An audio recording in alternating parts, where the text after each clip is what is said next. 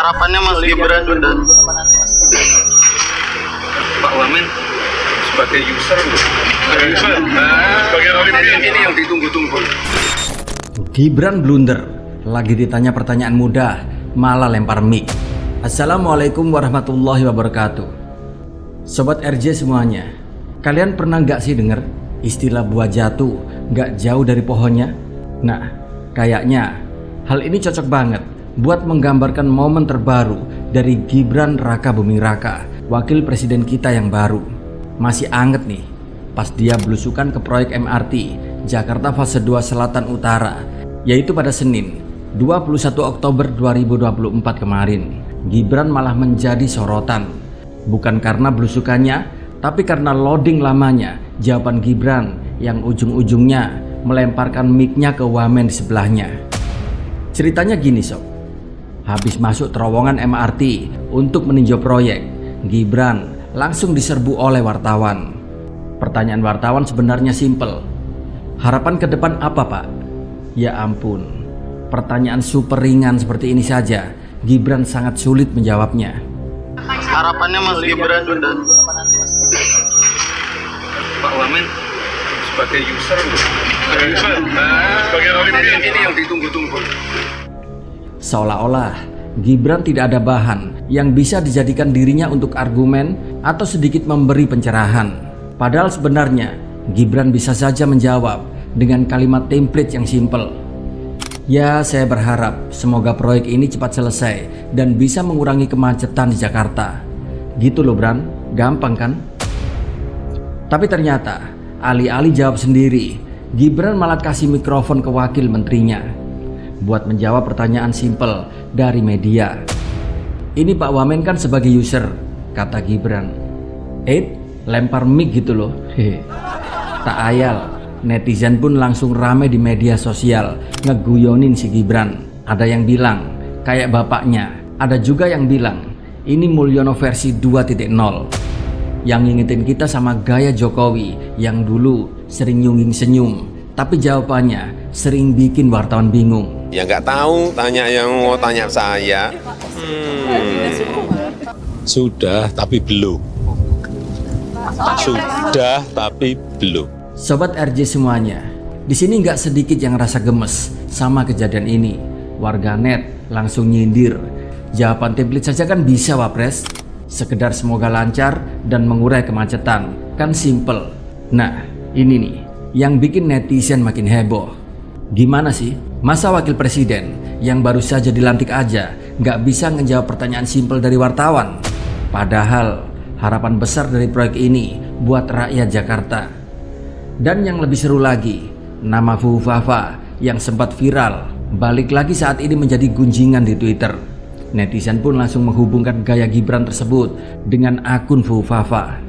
Ya nggak beda jauh dari Fufafa yang katanya akun alter egonya Gibran.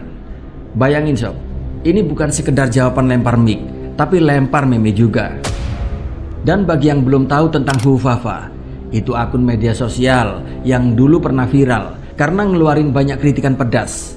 Tapi ya menurut saya sih itu bukan sebuah kritikan, tapi lebih tepatnya adalah sebuah hinaan pedas ke Prabowo.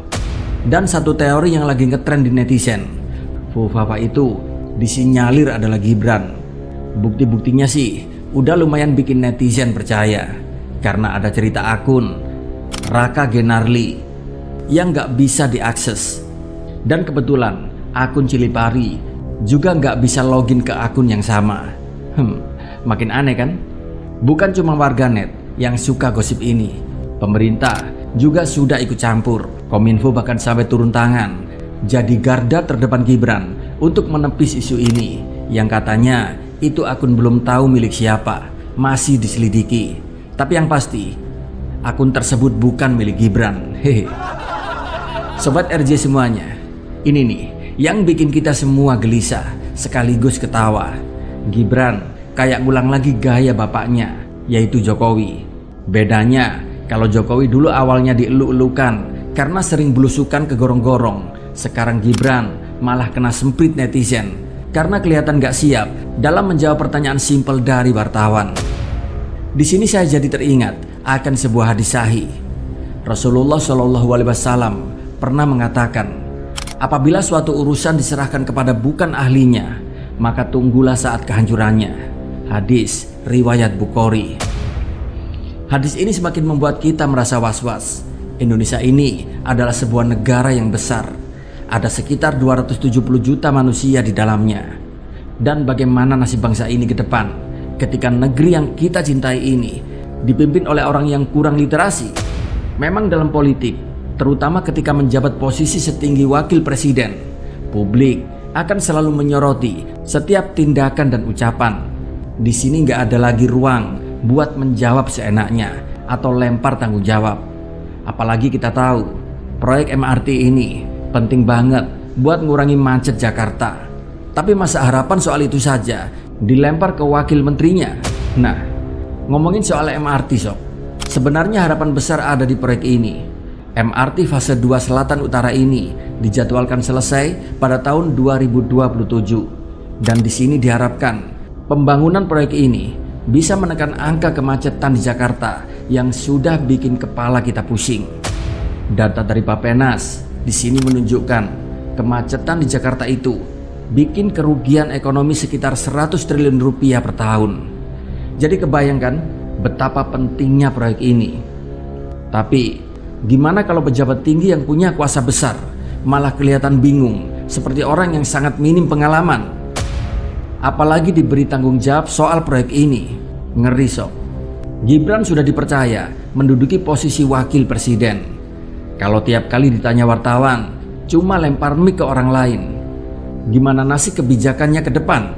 Apakah juga ke depan kebijakan tersebut akan disusun tanpa dibaca oleh Gibran dan langsung saja ditandatangani, atau membaca dulu isi daripada kebijakan tersebut?